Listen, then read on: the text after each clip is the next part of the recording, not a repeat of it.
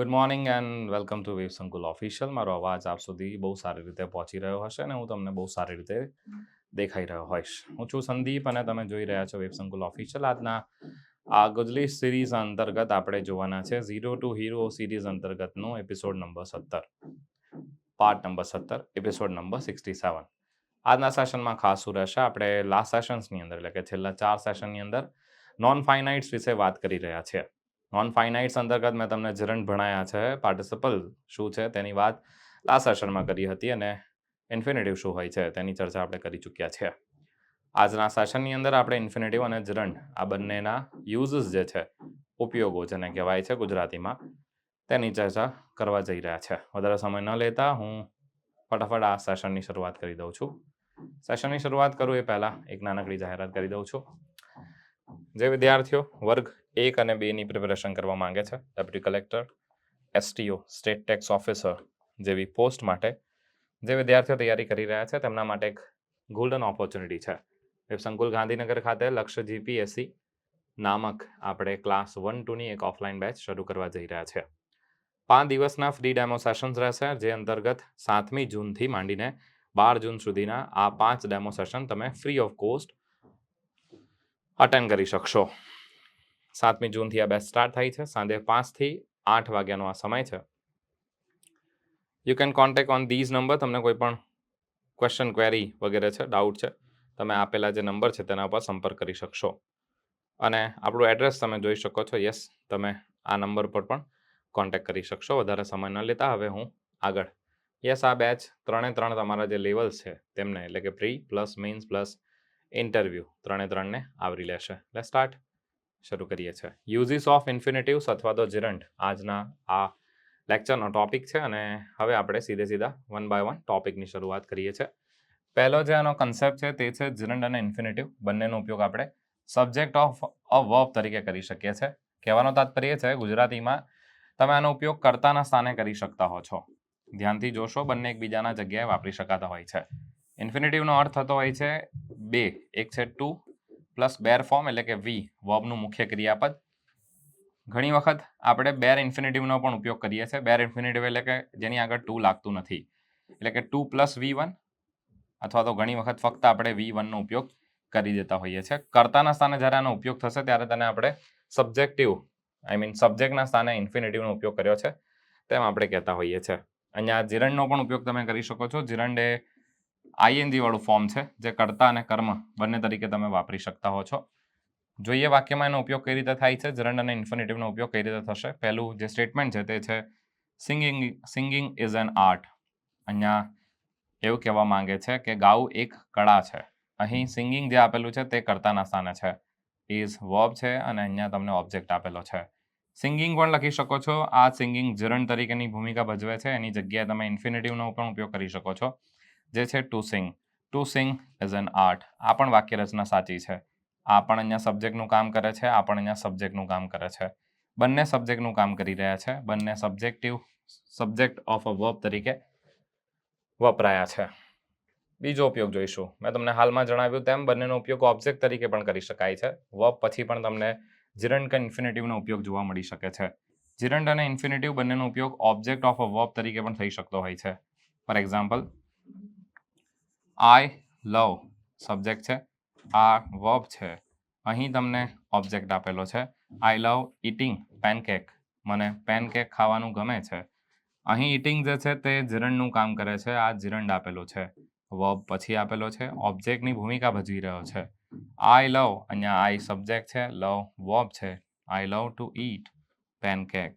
સો બંને વાક્યમાં તમે જોઈ શકો છો કે બંનેની અંદર એક ING ફોર્મ એટલે કે જે જરંડ ફોર્મ કહેવાય છે, અને એક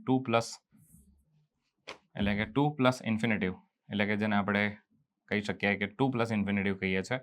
આ બંને ઓબ્જેક્ટની જગ્યાએ વપરાયા છે. બંને એકબીજાની જગ્યાએ વાપરી શકાય છે. સર કયું શ્રેષ્ઠ રહેશે? બંને શ્રેષ્ઠ છે, બંને સાચા છે.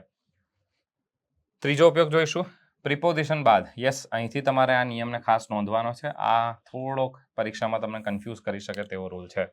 પ્રિપોઝિશન બાદ ધ્યાન રાખવું કે જીરંડ અને તમને બે ઓપ્શન આપેલા છે, એક છે જીરંડ અને બીજો આપેલો છે તમને ઇન્ફિનિટિવ. આ બંને બાદ જીરંડનો ઉપયોગ આ બંને પૈકી તમારે જીરંડનો ઉપયોગ કરવાનો છે જો તમે પ્રિપોઝિશન જોવા મળી રહ્યો છે.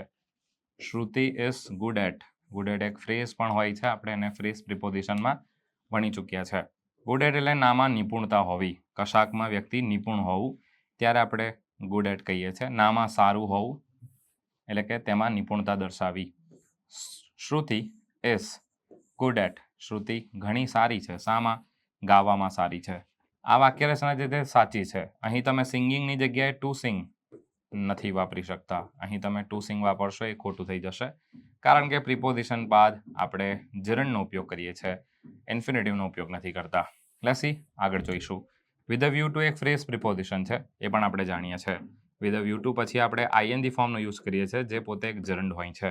આના પછી ટુનો ઉપયોગ તમે નથી કરી શકતા. આ ટુ જે છે તે આ ફ્રેઝ સાથે જોડાયેલો છે. તમે ઇન્ફિનિટિવ ટુમાં જે ટુ યુઝ કરો છો તે ઇન્ફિનિટિવ સાથે વપરાતો ટુ છે, તે પ્રિપોઝિશન નથી. I went to market. હું માર્કેટ ગયો હતો. વિથ અ વ્યૂ ટુ આનો અર્થ થાય છે ના હેતુથી. બાઇંગ વેજીટેબલ્સ એટલે કે વેજીટેબલ્સ ખરીદવા માટે હું માર્કેટ ગયો હતો. ચલો, સો આ વાક્યમાં તમે જોશો વિદ્યાર્થી મિત્રો, તો વિથ અ વ્યૂ ટુ જે છે તે ના હેતુથી આપેલું છે. આ એક ફ્રેઝ પ્રિપોઝિશન છે. આના પછી આઈએનજી વાળા રૂપનો ઉપયોગ કરવામાં આવતો હોય છે. આ જીરંડ છે, આ પોતે પ્રિપોઝિશન છે, એટલે આ એટ પ્રિપોઝિશન છે. આના પછી પણ આપણે આઈએનજી વાળું ફોર્મ યુઝ કર્યું છે. With a view to, to buy અહીંયા યુઝ નથી કરી શકતા. અહીં તમે ટુ સિંગ યુઝ નથી કરી શકતા. આ ખાસ ધ્યાને લેવાનું રહેશે. પરીક્ષામાં આવું પૂછી શકાતા હોય છે. સાથે સાથે જ્યારે પણ તમે એક સારા અંગ્રેજીના વિદ્યાર્થી છો ત્યારે તમારે આ બાબતો, નાની નાની જે બાબતો છે તે ધ્યાને લેવાની રહેશે. ત્યારબાદ જે રૂલ કહેવા માંગે છે તે એવું કહે છે પોઝેસિવ બાદ. પોઝેસિવ શું?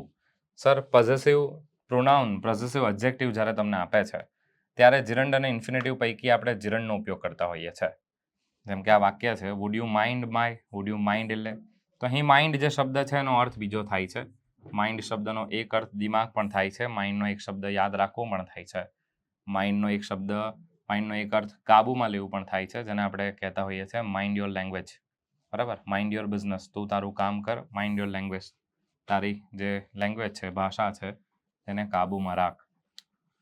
સો, અને માઇન્ડનો એક અર્થ થતો હોય છે વાંધો ન હોવો. ડોન્ટ માઇન્ડ, વાંધો નથી, કોઈ વાંધો નથી.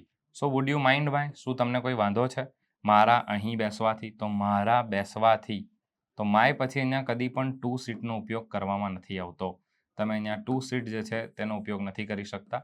અહીં ટુ સીટનો ઉપયોગ નથી કરી શકાતો. So would you mind my sitting here? શું મારું બેસવાથી, મારા અહીંયા બેસવાથી તમને કોઈ વાંધો છે? એક આ સીટ હોય છે અને બીજું એક આ સીટ હોય છે. તમારા બંનેનો અંતર મને જણાવવાનો છે. આ બંને વચ્ચે શું તફાવત છે? ચલો, આનો અંતર મેં પહેલાં પણ તમને એક સેશનની અંદર જણાવી ચૂક્યો છું. My mother hates. મારી મમ્મીને નથી ગમતું. માય કમિંગ, તો તમે જોઈ શકો છો આ માય જે છે તે પોઝેસિવ છે. અહીં પણ માય પોઝેસિવ છે. એના પછી તમે જીરંડનું ફોર્મ લખ્યું છે, અહીંયા પણ જીરંડનું ફોર્મ લખ્યું છે. મારી માતાને નથી ગમતું. My mother hates. મારી માતાને નથી ગમતું, નથી પસંદ. My coming late. મારું લેટ આવવું. મારું અહીં બેસવું. મારું લેટ આવવું. At night. રાત્રે. રાત્રે મારું લેટ આવવું તે મારી માતાને ગમતું નથી. તો માય પછી અહીંયા તમને ટુ કમ જો ઓપ્શનમાં આપેલું છે તો એને અવોઇડ કરજો, તે નથી લખાતું. આપણે ઇન્ફિનિટિવ નથી લખતા. પોઝેસિવ પછી આપણે જીરંડ ફોર્મનો ઉપયોગ કરતા હોઈએ છીએ. લાસ્ટ આજનો જે સરસ મજાનો કન્સેપ્ટ છે તે છે નો પ્લસ ઇન્ફિનિટિવ. નોર્મલી નો બાદ આપણે કોઈ પણ પ્રકારના પ્રિપોઝિશન વગેરેનો ઉપયોગ નથી કરતા. Do you know dance? Do you know to dance? Know to dance. Know to dance લખવાની જરૂર નથી. અહીં તમે ઇન્ફિનિટિવ ટુનો ઉપયોગ નહીં કરી શકો, ઇન્ફિનિટિવનો ઉપયોગ નહીં કરી શકો. પરંતુ વચ્ચે જો તમે કન્જંક્શનનો ઉપયોગ કરો છો, આ કન્જંક્શન કેવા પ્રકારના રહેશે? આ કન્જંક્શન હાવ છે, વાય છે, વેર છે, વેન છે. જેવા કન્જંક્શનનો ઉપયોગ કરો છો તો યસ, ત્યારબાદ તમે ટુનો ઉપયોગ કરી શકતા હો છો. Do you no how to dance? તમને ખબર, શું તમે જાણો છો કેવી રીતે નાચવું? ડુ યુ નો, શું તમે જાણો છો? હાઉ ટુ, કેવી રીતે? How to dance. So when to dance, why to dance, where to dance, આવા જો તમને શબ્દ જોવા મળે છે, આવા કન્જંક્શનનો ઉપયોગ થયેલો છે, તો યસ, ચોક્કસથી તમે ત્યાં ઇન્ફિનિટિવનો ઉપયોગ કરી શકશો. પરંતુ ડુ યુ નો, અહીંયા જો કોઈ કન્જંક્શન વગેરે નથી તો તમે ઇન્ફિનિટિવ ટુનો ઉપયોગ કરી શકતા નથી. ચલો, સો આ સાથે આપણે સરસ મજાના 5 આ નિયમો શીખ્યા છે. આ રીતે જ આપણે આગળ આના જે યુઝિસ છે પાર્ટિસિપલ, ઇન્ફિનિટિવ્સ અને જીરંડના, જોતા રહીશું અને જ્યાં સુધી આ આખો ટોપિક પૂર્ણ નથી થતો તે રીતે હું તમને રોજ કંઈક નવી બાબતો જે જીરંડ ઇન્ફિનિટિવ અને ઇનશોર્ટ ટૂંકમાં કહી શકાય કે નોન ફાઇનાઇટના રિલેટેડ છે તે જણાવતો રહીશ. ફરીથી ક્વિક રિવિઝન જોઈ લઈએ આપણે. જીરંડ અને ઇન્ફિનિટિવ બંનેનો ઉપયોગ સબ્જેક્ટ ઓફ વર્બ તરીકે સબ્જેક્ટ તરીકે થયો છે. અહીં આપણે એને ઓબ્જેક્ટ તરીકે યુઝ કર્યો છે. અહીંયા ઇટિંગ અને ટુ ઇટ બંનેનો ઉપયોગ થઈ શકે છે. પ્રિપોઝિશન બાદ હંમેશા જીરંડનો ઉપયોગ કરવાનો રહેશે. ઇન્ફિનિટિવને અવોઇડ કરજો. ત્યારબાદ પોઝેસિવમાં પણ યસ જીરંડનો ઉપયોગ કરજો, અવોઇડ કરજો ઇન્ફિનિટિવને. ત્યારબાદ નો વાળી વાક્ય રચના એટલે કે તમને ક્રિયાપદ નો જોવા મળે છે તો તમારે ધ્યાન રાખવાનું ત્યાં કન્જંક્શન હોય. Know how to, know when to, know where to, know how to. Yes એવા કન્જંક્શન હોય તેના પછી તમે ઇન્ફિનિટિવ ટુનો ઉપયોગ કરી શકો છો. ટુ પ્લસ ઇન્ફિનિટિવનો ઉપયોગ કરી શકો છો. સો આ સાથે આ સરસ મજાનો સેશન જે છે તે અહીંયા હું પૂર્ણ કરું છું. આઈ હોપ તમને આ સેશનમાં ઘણી મજા આવી હશે. નવા કન્સેપ્ટ તમને જાણવા મળ્યા હશે. આ જ રીતના નવા યુઝફુલ કોન્ટેન્ટ માટે તમારે વેબસંકુલ ઓફિશિયલને સબસ્ક્રાઇબ કરી દેવાની છે. આ સાથે જ આપણી જે આ સિરીઝ છે તેના 67 એપિસોડ આપણે પૂરા કર્યા છે. આ પહેલાંના જો 66 એપિસોડ તમે નથી જોયા તો તમને વેબસંકુલ ઓફિશિયલની જે ચેનલ છે તેમાં જઈને તમે તેની પ્લેલિસ્ટ એટલે કે ગુજલિસ્ટની આખી પ્લેલિસ્ટ છે તે ચેકઆઉટ કરી શકો છો. તમારા મિત્ર વર્તુળમાં કોઈ બાળકો છે જે તૈયારી કરી રહ્યા છે અથવા તો ભાઈ કોઈ નાના બાળકો છે, હુલકાઓ છે કે જે કંઈક જાણવા માંગે છે, શીખવા માંગે છે, અંગ્રેજીમાં કંઈક નવું મેળવવા માંગે છે, તો યસ તેમને તમે ચોક્કસથી આ જે આખી પ્લેલિસ્ટ છે એની લિંક શેર કરી શકો છો. પરિવારમાં, ગ્રુપમાં, મિત્ર વર્તુળમાં આવી જે લિંક છે તે શેર કરવાથી તમે અન્યના જ્ઞાનમાં ચોક્કસથી વધારો કરશો. હવે હું સંદીપ, મને રજા આપશો. આઈ હોપ તમે બધા સ્વસ્થ હશો. પોતાનું ધ્યાન રાખજો, પોતાના માતા પિતાનું ધ્યાન રાખજો, સ્વાસ્થ્ય કેળવજો.